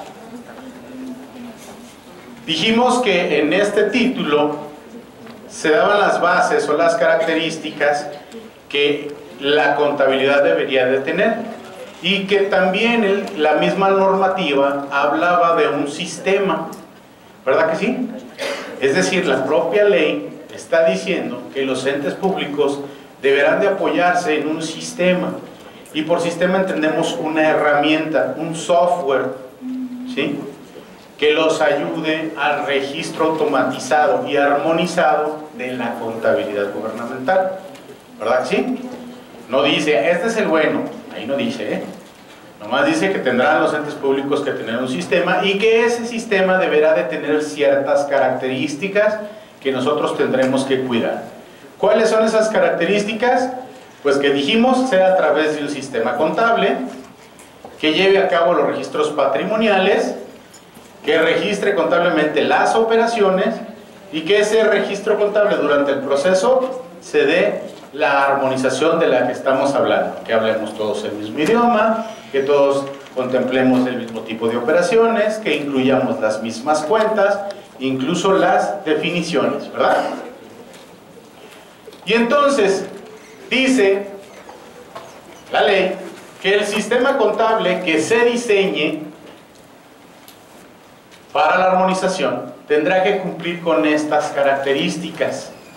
¿Cuál es la primera de ellas? Dice aquí, permitir que los registros se efectúen considerando la base acumulativa para la integración de la información presupuestaria y contable. ¿Qué quiere decir con base acumulativa? ¿A qué se refiere? ¿Qué se refiere con ese término? O sea, que mi contabilidad se efectúe considerando una base acumulativa. ¿Qué será? Que se vaya acumulando, ¿verdad? Con un efecto histórico vez tras vez, ¿verdad? Desde el inicio hasta la actualidad, ¿verdad? Entonces, eso tiene que hacerlo mi sistema. Otra característica que debe de tener este sistema es que refleje un registro congruente y ordenado de cada operación que genere derechos y obligaciones derivados de la gestión económica financiera de los entes públicos. ¿No dijimos que eso lo hacía? Es decir, que a través de la coordinación, del manejo de las etapas presupuestales, de las gestiones económico-financieras del ente público, se tendría que derivar en el registro de derechos y de obligaciones, ¿no es cierto?, en cierta etapa de ese ejercicio presupuestario. Otra característica dice que tendrá que generar en tiempo real estados financieros de ejecución presupuestaria y otra información que coadyuve a la toma de decisiones, a la transparencia, a la programación con base en resultados y a la evaluación y rendición de cuentas. ¿A qué se refiere con tiempo real? ¿Qué es tiempo real? Ahora, ¿verdad? Lo que hoy sucede, hoy se registra. ¿Para qué? Para yo poder contar con que el sistema tendrá que emitir esa información financiera que yo necesite para la toma de decisiones, no solamente en materia de patrimonio y contabilidad, sino también hablando de el presupuesto y de la programación de ¿verdad? Y obviamente que me dé las herramientas para poderme evaluar y rendir cuentas. Otra característica que tiene que tener el sistema es facilitar el registro y control de los inventarios de los bienes muebles e inmuebles de los entes públicos. Importantísimo. Recordemos que hace un momento yo decía que la contabilidad armonizada hace un énfasis muy especial en el registro y en la valoración del patrimonio que conforma el ente público, ¿verdad? Entonces, este sistema que yo diseñe tendrá que facilitar ese registro y ese control de inventarios de esos bienes que forman el patrimonio de la entidad. Otra característica es que deberá reflejar la aplicación de los principios, normas contables generales y específicas e instrumentos que establezca el Consejo. Ya dijimos que el Consejo o el CONAC es el que establece las normas y dijimos que las normas son esas reglas que nos dicen cómo tendremos que hacer lo que la misma ley dice, ¿verdad? Y en esas normas o lineamientos que se establecen deberán de estar reflejadas en el sistema. Es decir, que si existe una norma que me habla de los momentos contables del ingreso o del egreso, entonces esa forma que está plasmada en un documento deberá de reflejarse en la actividad del sistema como tal.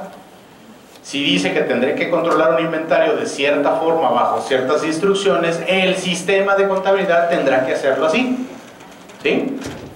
A eso se refiere. Y luego, otra característica es que facilite el reconocimiento de las operaciones de ingresos, gastos, activos, pasivos y patrimonio de los entes públicos. Ya lo dijimos, el reconocimiento de cada una de esas operaciones se da en tiempo real en una base acumulativa, ¿verdad? Cuando suceden yo los registro. Las etapas presupuestales controlan los ingresos y los egresos, ¿no es así? Y en un momento de esa etapa entonces vincula con un derecho o una obligación. Y no solamente del derecho y una obligación, o un derecho o una obligación, sino también del registro de aquellos bienes que forman parte del patrimonio de la entidad, ¿no? Otra característica que debe de contener el sistema es integrar en forma automática el ejercicio presupuestario con la operación contable. ¿A partir de cuándo? Ya lo dijimos, ¿no? Cuando yo voy utilizando mis momentos contables, cuando llego al devengado, es cuando se hace la integración automática, contable, presupuestaria, ¿verdad? ¿Alguna duda hasta aquí? Muy bien.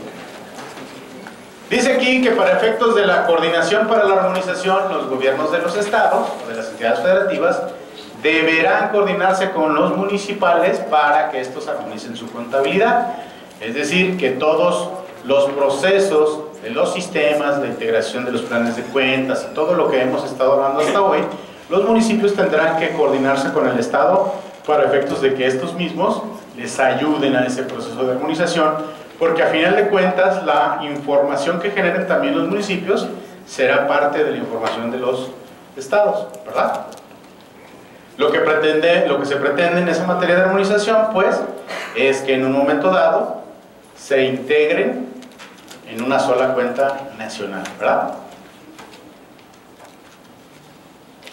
Ahora, punto muy importante.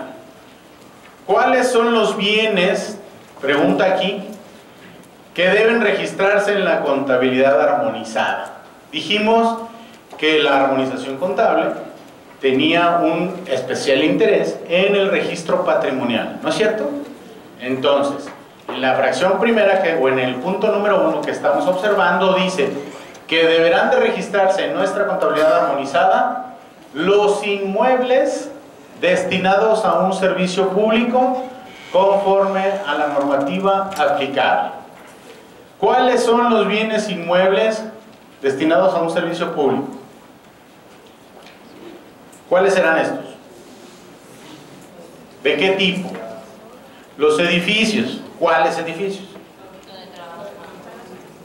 ¿Dónde están las oficinas? Sí.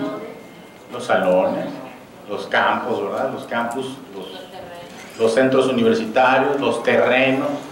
Todos esos son bienes inmuebles, ¿verdad? Oye, y aunque solamente los que están destinados al servicio público, pues los que sean propiedad del ente público, ¿sí? Todos los que sean propiedad del ente público, ¿de acuerdo?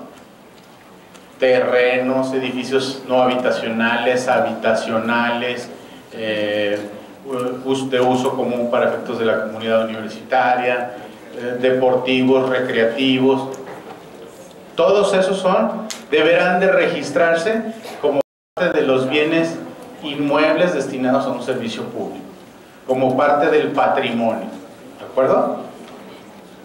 Oye, dice aquí que excepto los considerados como monumentos arqueológicos, artísticos o históricos conforme a la ley en la materia.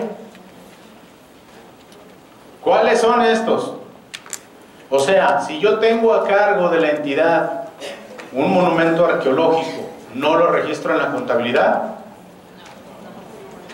¿Como parte del patrimonio de la entidad? No. Pero como control, sí. ¿De acuerdo? Ahora, ¿dónde está todo esto? Dice aquí que conforme a la normativa aplicable. Existe un documento expedido por el CONAC, por varios, que respaldan los registros de patrimonio. Uno se llama Reglas de Registro y Valoración del Patrimonio, Elementos Generales, así se llama. Y el otro se llama Reglas Específicas de Registro y Valoración del Patrimonio. Ahí están contenidos todos los tipos de los bienes que tendrán que ser registrados como tal. Y viene otro documento que se llaman bienes considerados arqueológicos, artísticos o históricos.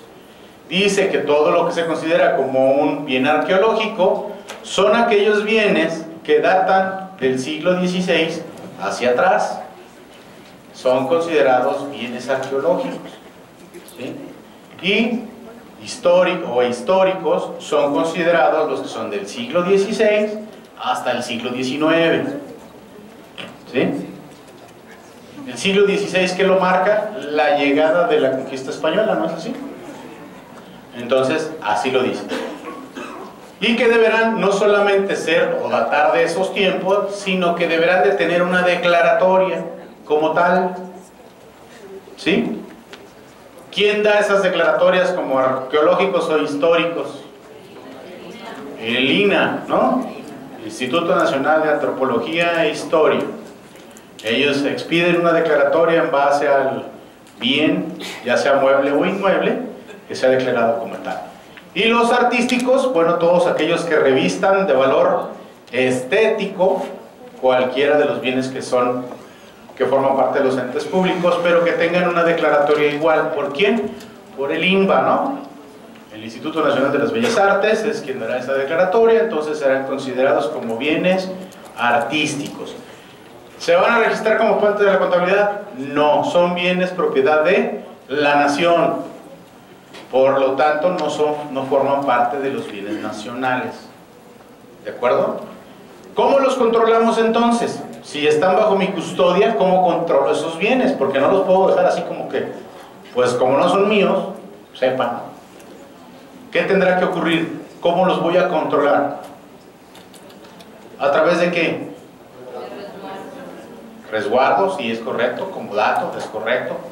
¿Y en la contabilidad en dónde se controla eso? En cuentas de orden. ¿No es cierto?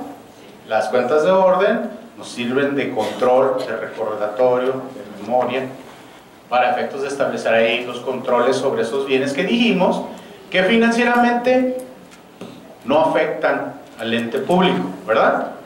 Porque sí, evidentemente, en materia de transparencia, si yo tengo en custodia cualquiera de estos bienes, tengo que tener un inventario de control que será parte de mi cuenta pública, aunque no afecten financieramente a mi entidad, pero sí tengo que tener un control sobre ellos, ¿verdad? Oye, ¿y qué pasa con los bienes inmuebles que sí son míos, pero que resulta ser que no sé cuánto vale? ¿Cómo lo registro? No tengo conocimiento, no hay documentos que tenga yo en mi poder que me digan cuánto vale. ¿Cómo le doy un valor? ¿Traigo un avalúo? Sí. Oye, ¿y si me quiero ahorrar el avalúo? ¿Al precio de mercado? Estamos hablando de un inmueble. Pues voy al catastro. Incluso la misma regla normativa me dice que nunca, bajo ninguna circunstancia, el valor de registro podrá ser menos a lo que tiene el catastro. Así lo dice. ¿Sí? Sí, puedo contratar un perito, pero me va a costar una lana, ¿no? Puedo hacerlo al precio del catastro, es correcto. ¿Sí? Oye, y si por ejemplo es una remodelación, ¿qué hacemos? ¿Registramos esa remodelación como parte de un bien inmueble o no? Dependiendo. La normativa misma que dice ahí, la norma aplicable, dice que solamente que incremente el valor del bien. Si no, entonces es considerada como un gasto. ¿Sí? Mantenimiento. Este edificio que está aquí lo pinto, le reestructuro la instalación eléctrica porque se quemó. Son gastos de mantenimiento, aunque sea muy costoso. Hubo un temblor y se cayó un pedazo. Si le devuelvo la estructura que tenía a como estaba, es un gasto. Pero si además le construyo un salón arriba, entonces eso incrementa el valor del bien. Por lo tanto, entonces eso es capitalizable y se registra como tal. ¿De acuerdo? Bien, entonces los bienes inmuebles destinados a un servicio público ya están ahí incluidos, ¿verdad? Eso los tengo que registrar como parte de mi contabilidad armonizada. ¿Qué otra cosa? El mobiliario y equipo, incluido, dice aquí, el de cómputo, vehículos y demás bienes muebles al servicio de los entes públicos. ¿Sí? Todos los bienes muebles. ¿Qué tengo que hacer primero para poderlos registrar? pues levantar un inventario, ¿no? Me voy a tener que poner tenis, mezclilla y gorrita y voy a tener que ir levantando un inventario de todos y cada uno de los bienes que forman parte del patrimonio del ente, ¿no? Y una vez que tenga ya el inventario levantado, entonces me voy a empezar a dar cuenta de muchas cosas, ¿no? Primero, los bienes que ahí están, pero que no sé ni cuánto valen, ni cuándo los compré. Por lo tanto, no tengo un valor determinable. ¿Qué hacemos con eso? ¿Qué haremos ahí? Hay que darles un valor, ¿no? Para registrar. Y hay que evaluarlos. ¿Y qué dicen las reglas en base a eso? Pues ¿sabes qué? Para efectos de determinarles un valor, pues hay varias formas. La primera de ellas es, ya lo dijo hace un momento, toma un valor de mercado, ¿no? Es decir, ve a ver cuánto cuesta el objeto que tienes ahí, que no tienes identificado, ve cuánto vale en el mercado, dale ese valor, ¿no? Y con eso lo vas a registrar. Oye, pero resulta que el bien que tengo ahí ya no hay en el mercado, ha descontinuado. Eso nos pasa mucho con los equipos de cómputo, ¿no es cierto? Compramos una computadora y a las 2 horas ya es obsoleta, ¿no es cierto? Ya no sirve, ya salió la nueva versión, ya es más, ya ni la fabrican. ¿Cómo le hacen? No sé. Pero la cosa es que no puedo tener un valor de mercado de ese equipo. ¿Qué hago? Entonces dice, dale un valor de reposición. ¿A qué se refiere? Busca un objeto similar, con las mismas características, que te dé el mismo servicio y con ese valor lo registras. ¿Sí? Eso se llama valor de reposición. Otra, pues contrátate un perito evaluador y que te haga una evaluación de todos los bienes que tienes, que no tienes datos. Y con eso lo vas a registrar. Claro, ¿cuánto nos va a salir, verdad? Entonces, bueno, esas son las 3 formas en que los puedes evaluar. Pero también nos vamos a dar cuenta de algo más. Resulta ser que tenemos bienes que sí están, que tenemos los datos, pero que esos bienes, de acuerdo a la contabilidad anterior, ya están totalmente depreciados. Pero siguen funcionando, ¿eh? Ahí están. ¿Qué vamos a hacer con ellos? Los vamos a registrar. ¿Con qué valor? ¿Es un valor de mercado? No. ¿Por qué de un peso? No le hace, pero siguen funcionando.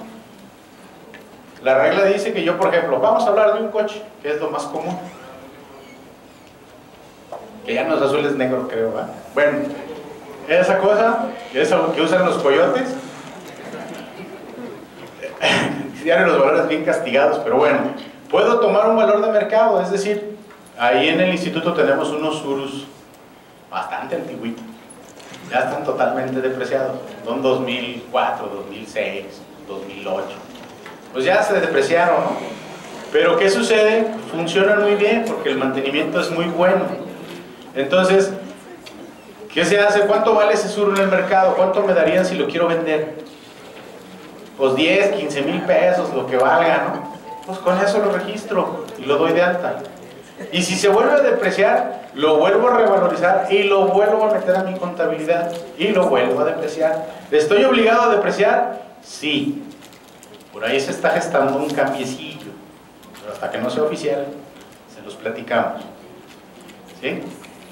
Entonces, eso es lo que tengo que hacer con esos bienes que no tengo identificados o que ya están totalmente depreciados, sea cual sea. ¿Qué más vamos a hacer? Pues entonces, ya una vez que ya tengamos ahí identificados esos bienes, nos vamos a dar de cuenta de ello cuando levantemos ese inventario y lo cotejemos con la contabilidad, ¿verdad? Y hagamos los ajustes pertinentes. Pero también nos vamos a dar cuenta de algo, que de repente vamos a tener elementos que están contabilizados, pero que no están. Digo, dicen que puede pasar esas cosas. Misteriosamente cambian de domicilio fiscal y ya no están. Desaparecieron. ¿Qué vamos a hacer? Pues darlos de baja, ¿no? Hay que darlos de baja. Digo, técnicamente hay que hacerlo. ¿Cómo? Hay que considerar elementos que están contemplados en la norma. Y la norma dice que se pueden dar de baja por 3 razones. La primera de ellas, pues porque lo vendimos, ¿no? Podemos vender un bien que es patrimonio de la entidad, claro, se desincorpora y se vende, ¿no? Lo vendemos y lo damos de baja, con su respectiva utilidad o pérdida que se calcule, ¿no? Por base a su valor. Otra es porque el bien, pues a lo mejor ocurrió un accidente, se quemó, se destruyó, ya no tiene vida útil, ya no sirve para nada, está ahí como chatarra. Hay que darlo de baja. ¿Para qué lo tenemos arrastrando ahí? ¿No? Y otra, pues ¿sabes qué? No está. Dice aquí que debe de haber una computadora con estas especificaciones en esta oficina. ¿Y qué creen? No está. Bueno, quién sabe. A lo mejor cambió de casa. ¿No? Está haciendo la tarea de los chavos. No. Resulta ser que no está, pues no está localizado. ¿Qué hacemos? Hay que darla de baja.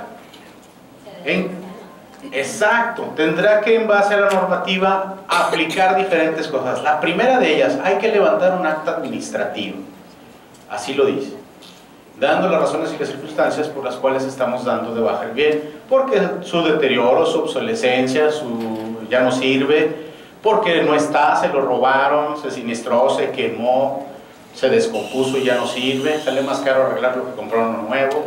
No lo sé, todo ese tipo de cosas se tienen que asentar en un acta administrativa y dependiendo del caso tendrá que ir acompañado por aquellas cosas o situaciones que dependan del caso. Si se lo robaron y no aparece, tengo que denunciarlo, ¿no?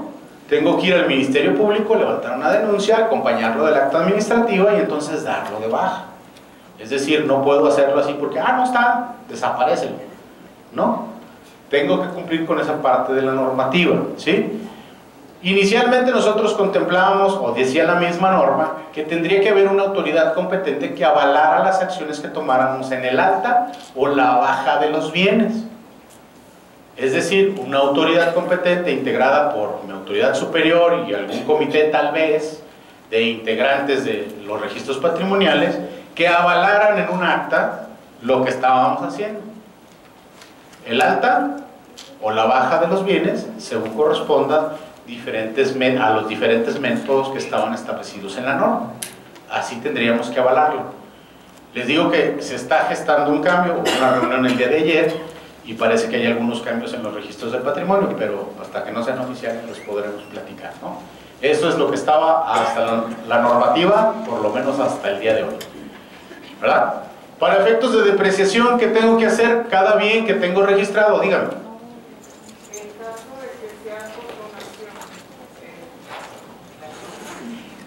Los bienes que ya no son útiles en el área o en la coordinación o en la escuela, los podemos donar a otra parte de la misma institución, ¿sí? O sea, como por donación o como sería. Gracias, sí, por supuesto, yo lo desincorporo de mis bienes patrimoniales y se lo cedo a otra institución, y esa institución lo registrará como parte de los bienes de ella, ¿sí? Pero yo tendré que desincorporarlo como tal y evidentemente tendrá que haber un documento oficial que respalde esa operación. Mi autoridad competente tendrá que hacerlo latente o patente en un documento donde se autoriza esa donación, ¿verdad? Porque también se pueden prestar en comodato, ¿no? En algunos casos, ¿sí? Y los controlaremos en cuentas de orden quien los reciba, ¿no? Porque no son de ellos. ¿Estamos de acuerdo? Para efectos de... ya sabemos que los valores de todos los bienes patrimoniales son actualizables, ¿no es cierto? ¿Y cómo se actualizan? A través de su revaluación. En el caso de los bienes muebles, lo hacemos mediante una depreciación, incluso de los inmuebles también, ¿no? Tienen un valor depreciable, a excepción de los terrenos, ¿verdad? Que esos no pierden su valor, ellos lo que hacen es aumentar. Pero las depreciaciones también van de acuerdo a reglas de registro y valoración de patrimonio. Y para poderlos depreciar, se tiene que establecer algo que se conoce como vida útil o estimación de la vida útil de los bienes. ¿Por qué? Porque en cada caso de los bienes será diferente los porcentajes de depreciación que estos pueden tener, ¿no es cierto? No es la misma depreciación que tenga, por ejemplo, un automóvil utilitario que lo que hace es servir de mensajería, que a lo mejor una patrulla, ¿verdad?, que la traen allá por el cerro. No se deprecian igual. Sus años de vida útil son diferentes, por lo tanto, la forma en que existe el cálculo de la depreciación será muy variante entre uno y otro. Y para establecer los años de vida útil es donde vienen ciertas normas que establece el Consejo para ello. Dice cómo lo tendremos que hacer. Para estimar los años de vida útil, dice que se tendrá que hacer a través de una revaloración de un perito experto y establecer un dictamen para ello, ¿sí? Es un proceso que la normativa se antoja muy complicado y con mucho trabajo y costoso además, ¿sí? Pero en un documento que expide el Consejo que se llama estimación de vida útil, dice, bueno, también sabes qué, te lo voy a dejar al cálculo de tu experiencia. En base a tu experiencia personal de tu ente público, tú calcúlale los años de vida útil a tus bienes. Dices, bueno, pues está más fácil, ¿no? A lo mejor yo sí puedo determinar cuánto me va a durar un vehículo o cuánto me va a durar cierto determinado bien, ¿no? Oye, pero ¿sabes qué? La verdad es que no tengo ni idea cómo determinarlo ni cuánto me va a durar. Bueno, pues entonces en ese mismo documento te establece otra opción y te dice, ahí te va una tabla que no solo tiene los años, los estimados de años de vida útil por tipo de bien, sino también te doy directamente los porcentajes de depreciación que tú puedes aplicar a cada bien, directo, de manera directa. Cualquiera que tú utilices para ello es correcto, en base a la normativa, es tu decisión, ¿de acuerdo? ¿Alguna pregunta hasta aquí con eso? ¿De qué bienes se registran? ¿Qué otros bienes dicen aquí? Cualesquier otro bien, mueble e inmueble que el Consejo determina deba registrarse. ¿Qué determina que se debe registrar aparte de los bienes muebles e inmuebles? ¿Qué otro tipo de activos conocemos? Los intangibles. ¿Cuáles son los bienes intangibles? Las patentes, las marcas, las licencias, los permisos, todo eso son activos intangibles. ¿Qué más? La universidad también maneja otro tipo de bienes, aparte de los intangibles. ¿Cuáles son? ¿Perdón? Los biológicos. ¿Sí habían oído hablar de esos? Los semovientes, ¿verdad? ¿Qué son los semovientes? Los animales, ¿no? Pero también hay plantas, también hay cultivos, hay bacterias, hay órganos, también hay una serie de situaciones que forman parte de activos que se denominan activos biológicos, ¿sí? Los semovientes, todo ese tipo de cosas son activos biológicos y también deben registrarse como parte de su contabilidad armonizada. ¿De acuerdo? ¿Dudas hasta aquí? Entonces, el registro contable de las operaciones, ya dijimos, se llevará en base acumulativa, ¿verdad? Y luego dice que la contabilización del gasto se hará conforme a la fecha de su realización, independientemente de la de su pago. Dijimos que eso en la etapa de vengados tendría que registrarse, ¿verdad? Es decir, que no importa cuándo reciba yo el bien o servicio, más bien cuándo pague el bien o el servicio que reciba, lo tendré que registrar en mi contabilidad con la base acumulativa correspondiente, ¿verdad? ¿Cuándo realizo yo un gasto o recibo un servicio? ¿Cuándo lo efectúo? Cuando lo recibo, ¿no? En ese momento, ¿qué hago? Registro una obligación. ¿No es así? Ahí realizo un gasto. Y luego dice, ¿y la del ingreso? Cuando exista, ¿qué? Dijimos, el derecho jurídico de cobro, salvo las veces que ya vimos que se aplica de manera simultánea, ¿verdad? ¿Cuándo era eso? En los casos de los ingresos que les denominamos presupuestarios, ¿verdad? Ingresos por derechos, productos, aprovechamientos, etcétera, etcétera. es lo que consideramos cuando existe el derecho jurídico de cobro y se cobran de manera simultánea. Y luego, otra cosa importante es que la contabilidad deberá contener registros auxiliares que muestren los avances presupuestarios y contables que permitan realizar el seguimiento y evaluar el ejercicio del gasto público y la captación de los ingresos, así como el análisis de los datos contenidos en sus estados financieros. ¿Qué es eso? Lo que denominamos hace rato como generación en tiempo real de información, ¿verdad? A través de los registros cotidianos. Entonces, estos registros auxiliares, ¿dónde se muestran los avances? Si yo quiero saber cuánto llevo gastado de determinado gasto contable, ¿qué emito? Es un auxiliar, ¿no es cierto? Un auxiliar de gastos. ¿Y eso lo puedo generar en tiempo real? Sí, debo de hacerlo, ¿no? Bien.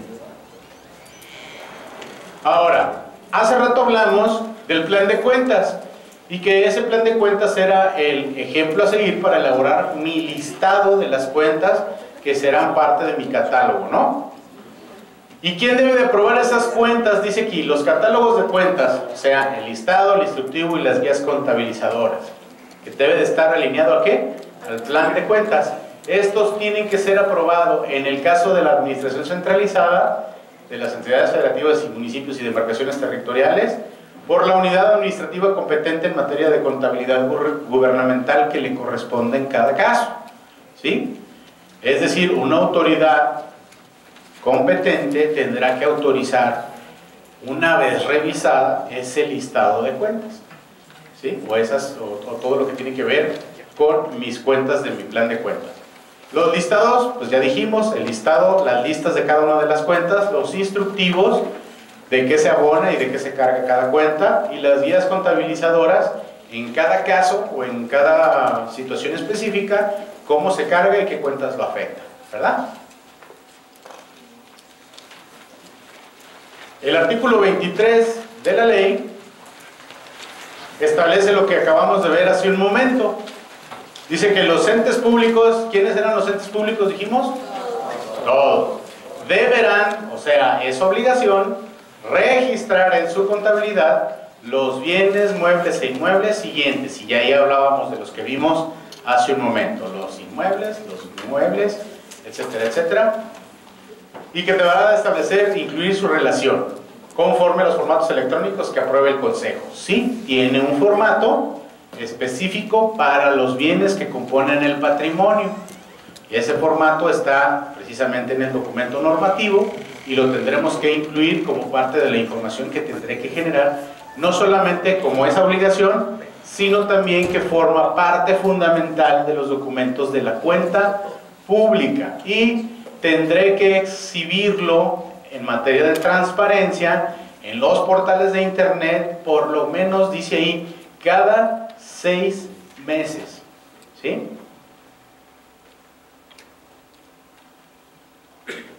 Bien. ¿Claro? Muy bien. Vamos a proceder ahorita entonces al receso, según me comentan, y vamos a tomar, ¿cuánto? 30 minutos. 30 minutos y regresamos para continuar con este tema, ¿de acuerdo?